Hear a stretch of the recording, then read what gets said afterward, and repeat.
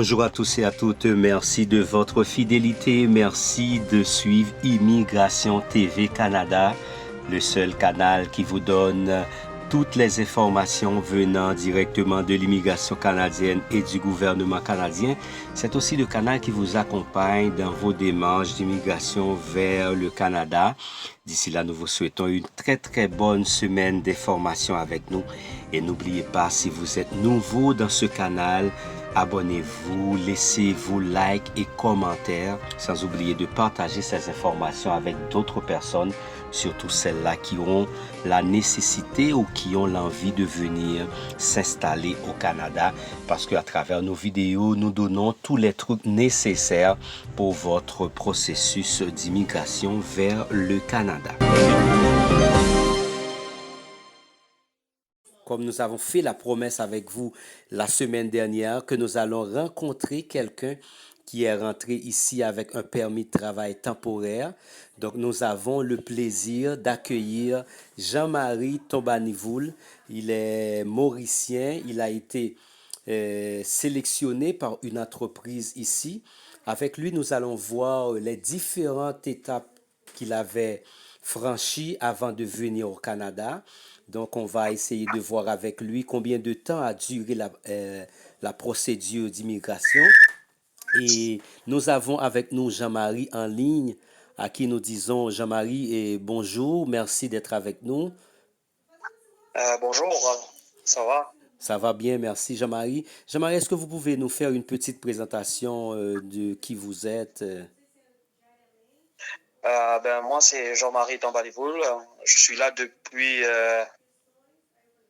octobre 2009. J'ai deux enfants, une fille de 14 ans et un garçon de 7 ans. OK. Oui, je travaille à Transol Aviation. OK. Et voilà, en gros, un peu, là. Donc, Jean-Marie, vous savez très bien, il y a beaucoup de personnes qui veulent venir au Canada comme travailleurs temporaires. Donc, est-ce que vous pouvez nous dire plus ou moins comment a été ta procédure d'immigration? Comment est-ce que tu as trouvé l'entreprise? Comment le saviez-vous qu'il y a une entreprise qui recrute des étrangers? Est-ce qu'il y a une agence qui vous a aidé? Expliquez-nous comment a été la procédure. Pour moi, ça a été comme, on va dire, au hasard, parce que j'avais déjà un emploi dans mon pays, à l'île Maurice. OK. C'est par hasard, en lisant le journal, j'ai vu une annonce que ici au Canada, il y avait une agence qui recrutait pour venir travailler au Québec. Là, j'ai tenté ma chance. Je suis allé voir, il y avait une agence qui recrutait des personnes pour venir travailler. J'ai tenté ma chance et j'étais comme... Après, on m'a envoyé une lettre pour dire que j'étais comme présélectionné. Là, j'ai passé des entrevues et ainsi de suite. Mais pour être sélectionné, est-ce qu'on avait demandé des qualifications? Est-ce qu'il fallait avoir un domaine de formation, être formé dans un quelconque domaine pour être qualifié? Comme je dis, moi j'ai fait des démarches en 2009. Ça veut dire que la loi était complètement différente de maintenant. On avait besoin d'aucune qualification, on va dire, même au niveau scolaire, des grandes qualifications. C'était juste de remplir le formulaire et c'était à eux autres de choisir. Mais on devait faire une entrevue avec l'entreprise qui nous recrutait. Et c'était l'entreprise à l'époque, c'était comme par Skype. OK. Maintenant, on n'a plus de technologie, là. Il y a Zoom, il y a tout ça, mais c'était par Skype. Lui, l'entreprise, il y avait une personne qui faisait l'entrevue comme par Skype. Il faisait l'entrevue, il posait des questions pour voir si on connaissait du monde ici, qui me poussait, c'est quoi mon objectif, pourquoi je voulais travailler pour la compagnie, ainsi de suite. OK. Et combien de temps cela avait pris? Le temps que j'ai rempli le formulaire et que j'ai eu la réponse pour dire que j'étais comme qualifié pour venir travailler pour l'entreprise ici. Ça m'a pris comme 1 an à peu près. Ok, donc c'est une procédure qui a été un petit peu longue, si je comprends. Ben, long, ça a été vite en même temps parce que il fallait faire les entrevues, suivre des formations. Il y avait des formations que le gouvernement de chez nous, c'était eux autres qui avaient, comme c'était un genre d'échange, Ok, ils nous avaient donné comme des formations pour nous préparer à venir travailler au Canada. ok. Donc, Ouais. est-ce que vous pouvez nous donner une idée comment a été les dépenses? Est-ce que c'est la compagnie qui allait vous recruter, qui a payé pour vous les différents frais, ou c'est vous qui deviez payer les frais? En gros, j'ai payé juste mon, comment ça s'appelle? Le test médical. Parce Ok. que je dois pas faire un test médical pour voir si tu es apte à travailler ou pas. Ça, c'était juste les frais que j'avais à payer de ma poche là-bas. Mhm. Mais après, quand je suis venu ici, pour le visa, et eux autres, tous les démarches, c'est eux autres qu'ils ont faites. Mais quand j'ai commencé à travailler, ils ont commencé à déduire comme un petit montant sur ma paye pour le visa. Mais les billets d'avion et tout ça, c'était la compagnie qui donnait tout ça. Ok, c'est la compagnie qui avait tout organisé en ce qui a trait aux procédures de l'immigration. Exactement. Ok, mais en parlant de ça, comment a été la procédure dans le sens de documentation? Qu'est-ce qu'on avait demandé comme documentation? Mais ça, la documentation, c'est comme toutes les demandes de visa, c'est les vérifications d'antécédents, les noms de la famille, où je travaillais, même s'ils n'avaient pas besoin, mais les qualifications comme éducatives, où j'ai travaillé avant, tout ça. Ok, ok. Donc, en fait, c'est ça. Et pour l'accueil, et prenons par exemple, après avoir rempli les procédures de l'immigration, vous avez déjà votre visa en main, vous partez, vous rentrez au Canada. Comment a été l'accueil? Est-ce que c'est la compagnie qui avait préparé pour vous un logement? Et Ouais, donc, comment a été votre de A à intégration? Z. De A à Z, la compagnie a pris tous les charges comme comme je vous dis, le billet d'avion, euh, l'arrivée ici, transport, organiser le transport pour nous. Il nous a donné comme les logements, Mhm. logement, tout ce qui concerne Internet, tout était tout, il nous avait donné comme une somme de $200 pour nos frais. Sinon, on avait déjà, parce qu'on était arrivé ici en hiver, il y avait des choses à acheter, ils nous ont emmené. Faire les démarches pour les cartes maladie, le numéro d'assurance sociale, tout ça, c'était pris en charge par la compagnie. Ok. Donc, c'est-à-dire quelqu'un qui vient comme travailleur temporaire, je ne dis pas de façon générale, presque généralement, ces travailleurs-là vont avoir ce soutien-là de la part de l'entreprise qui fait le recrutement, pas vrai? En gros, oui. Mais jusqu'à date, j'ai d'autres amis qui sont venus, même pour d'autres compagnies. C'est toujours la même procédure. Ils vous engagent. On passe par une compagnie de recrutement. Mhm. Et ici, arrivé ici, la compagnie prend en charge les frais les logements, mais pas les frais des logements. Ils vous donnent un logement, mais c'est un montant qui est déduit dans votre paye à tous les semaines pour le logement. Ok. Donc, est-ce que vous avez en tête jusqu'à date le nom des compagnies qui font des recrutements? Et s'il y a une agence, est-ce que vous pouvez dire? Parce qu'il y a beaucoup de monde, quelquefois, qui aiment venir, qui ne savent pas quelles compagnies qui font des recrutements, quelle agence qui aide aussi aux travailleurs étrangers à trouver de l'opportunité ici au Canada.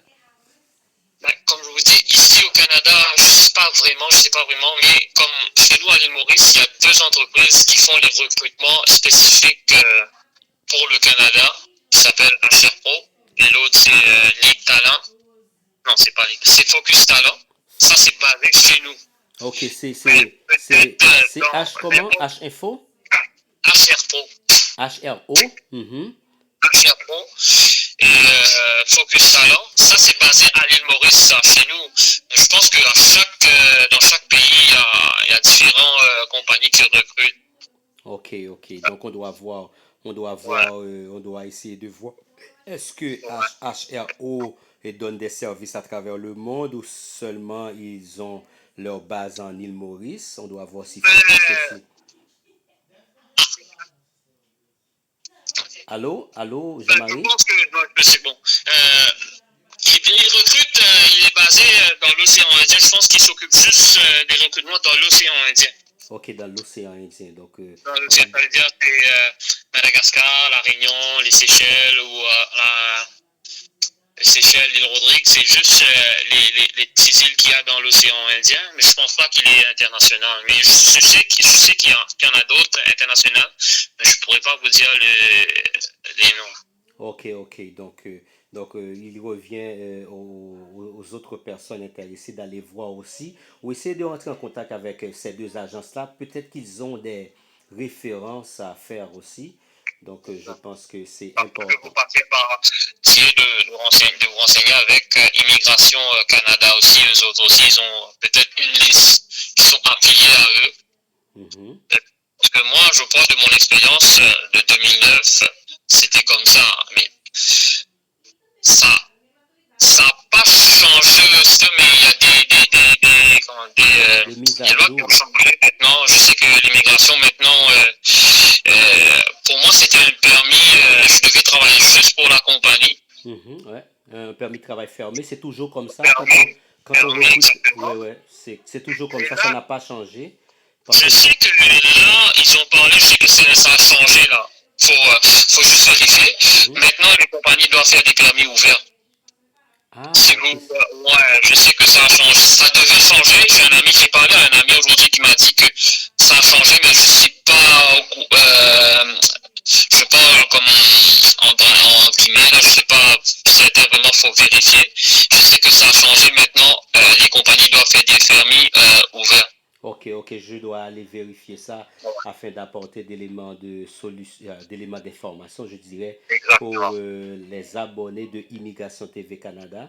Donc, Ouais. et à part ça, vous êtes arrivé dans le pays, vous vous êtes installé, et donc il fallait combien de temps pour avoir votre résidence permanente et comment a été les procédures? Comme je vous dis, en 2009, quand je suis arrivé, la loi était différente. Ça veut dire quand je suis arrivé, j'étais comme manœuvre. Ok, Je devais faire tous les petits travaux de manœuvre. Et du moment que j'avais un poste permanent, là, ça allait comme vous êtes. Du moment que vous avez un poste permanent, vous passez de statut comme euh, manœuvre à travailleur qualifié. ok, Là, avec les papiers que la compagnie vous donne en tant que travailleur qualifié, c'est-à-dire vous aviez le droit de prendre le papier et de commencer à faire vos démarches pour avoir le, la résidence la permanente. résidence. Exactement. Donc, combien de Mais maintenant, temps? ça a changé ça aussi. Je pense que ça a changé ça aussi. Plus Com- besoin d'être travailleur qualifié, d'attendre que vous avez un poste ou vous êtes travailleur qualifié. Du moment que vous travaillez, vous pouvez commencer à faire une démarche après un an, je pense. ok. Mais vous devez avoir, je pense, un secondaire 5 maintenant. Ah, ok, ça a changé. Mais il y Ouais, a aussi, je pense que on parle d'expérience québécoise après un certain nombre d'années. Je crois que c'est un an et demi d'expérience. Donc la ouais, personne peut être qualifiée pour faire cette exactement. de demande de résidence permanente. Pour moi, pour moi, ça a pris comme 5 ans. Parce que le temps que j'arrive, je sois trouver un poste permanent Ok, et pour faire ma démarche, pour faire ma famille arriver, ça m'a pris comme, les démarches ont pris comme un an. ok, Mais ça a pris comme 5 ans pour avoir le poste permanent et commencer mes démarches pour que ma famille arrive. ok, je comprends, je comprends. Et maintenant, c'est moi.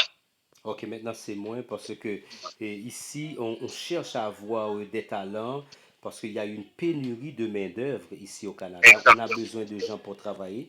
Il se peut qu'on Exactement. facilite les procédures pour que les personnes viennent s'installer ici avec beaucoup plus de facilité. Voilà. Mais la compagnie qui m'a engagé s'appelle Olimel, mais eux autres, ils engagent toujours du monde de l'extérieur. Ils passent par des compagnies, mais c'est ça dépend des pays. Ok, c'est-à-dire Olimel a une certaine acquaintance avec des agences de recrutement international. Il passe tout le temps par des agences. Ok, donc c'est pas Olimel directement qui fait les recrutements, c'est ça? Non, non, il passe par des agences. Ici, il a direct si vous êtes ici au Canada. Ok. Mais sinon, à l'extérieur, il passe par des agents. Ok, je pense que à tous nos super branchés, il serait mieux d'entrer en contact avec Olimel, leur demander quelle agence qui font des recrutements pour eux dans tel ou tel pays. Exactement. Donc Ça se cela, peut qu'ils vous disent, ouais. S'ils ont des contacts, des agences qui recrutent pour eux à l'extérieur, ils vont vous le dire. ah ouais, ok. Donc ce sera bien clair. Je tiens à dire à tous, donc l'Olimel, c'est une entreprise qui travaille dans le domaine agroalimentaire, pas vrai? Ouais, c'est ça. Dans le domaine agroalimentaire et qui fait des recrutements à l'échelle internationale. Donc, je vais essayer de trouver pour vous un email ou un numéro de contact de l'Olimel pour que vous puissiez entrer en contact avec eux et demander, par exemple, je suis au Cameroun, je suis au Sénégal, quelle agence qui font des recrutements pour vous. Comme ça, vous allez pouvoir entrer en contact avec l'agence et essayer de tailler votre place de travail pour venir au Canada. Bon, je pense qu'on a tout expliqué, Jean-Marie. Donc, c'est clair, vous avez expliqué comment a été la procédure, combien de temps ça a pris et comment a été ta procédure de demande de résidence permanente. Je crois qu'on a apporté beaucoup d'informations pour nos super branchés. Si vous avez un dernier mot, qu'est-ce que vous voulez dire? Ben, moi, j'espère que je vous ai bien aidé au niveau des questions que vous posez. Et n'oubliez pas, si vous avez quoi que soit n'importe quelle question au niveau de l'immigration, ou vous pouvez m'appeler ou laisser le message avec mon ami et je vous répondrai à, comme je vous dis, si j'ai les réponses, moi, ça me ferait plaisir de vous aider à répondre à vos questions. D'accord, merci, merci beaucoup Jean-Marie. Je tiens à rappeler à tous nos abonnés que c'était avec nous Jean-Marie. Il est de l'île Maurice, il était rentré ici comme travailleur temporaire. Donc il a expliqué pour quelle entreprise qu'il a travaillé, comment étaient les procédures. Donc il nous a donné beaucoup de détails sur les différents avantages qu'il y a de travailler comme travailleur temporaire. Donc, ordinairement, c'est l'entreprise qui embauche, qui font et qui fait certaines dépenses, surtout les dépenses de l'immigration. Mais après, quand vous venez ici, vous vous installez, vous commencez à travailler, l'entreprise va faire des déductions sur votre salaire afin de pouvoir récupérer les frais qu'elle avait dépensés. Donc, c'est-à-dire quelqu'un qui est ailleurs, qui veut venir travailler au Canada, on n'a pas besoin d'une fortune pour pouvoir venir travailler. Il suffit de savoir quelle agence qui fait des recrutements et quelle entreprise qui embauche des gens pour venir travailler ici au Canada. Et Jean-Marie, je tiens à vous remercier sincèrement pour toutes les informations. Et une prochaine fois, sans doute, nous allons vous appeler pour apporter beaucoup plus de détails sur un autre sujet de l'immigration. Merci beaucoup, frère. Ben, c'est bon, ça m'a fait plaisir. D'accord, merci Jean-Marie, au revoir. Et n'oubliez Au revoir. pas à partager cette vidéo avec tous vos contacts, laissez like et commentaires. Et puis, je vous donnerai rendez-vous la semaine prochaine pour une nouvelle vidéo. Au revoir tout le monde.